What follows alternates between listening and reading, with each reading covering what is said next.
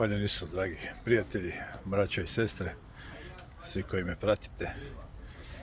Evo, želim samo nešto kratko reći svima vama koji se javljate ovih dana na moje objave. U stvari, više želim nešto konstatirati. Nevjerojatna je količina dekoncentracije, nerazumijevanja i nepogađanja srži onoga što se pročita. I s tim se jako teško nositi, jako teško ljudima dokazivati, jer vrlo često se događa da ljudi pokreću teme i optužuju za nešto što niti je napisano, niti je objavljeno, niti je čak nekad nije ni blizu teme o kojoj pišem. Pa evo, molim sve te dekoncentrirane ljude, znam da živimo u zahtjevnom, brzom vremenu, izloženi smo moru informacija i meni se dogodi da nisam uvijek koncentriran, ali dajte o ozbiljnim temama, budite malo ozbiljniji, budite koncentrirani i striktno se držite teme o kojoj govorimo.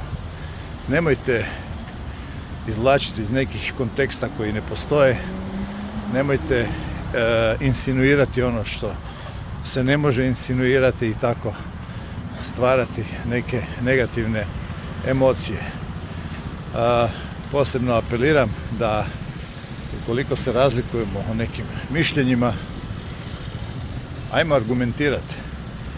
Naravno, nije moguće uvijek u komentarima sve izargumentirati i ispisati, ali evo, gdje god prepoznam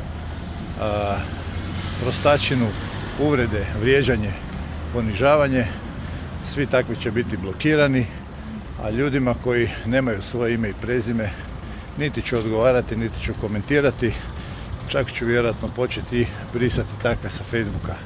Naravno, mi nikad ne možemo znati ako neko se predstavi kao, ne znam, Petar Petrović, je li to njegovo ime i prezime, ali ajde, to je bar neki minimum koji mogu postaviti da imam koliki toliki red na svojoj stranici.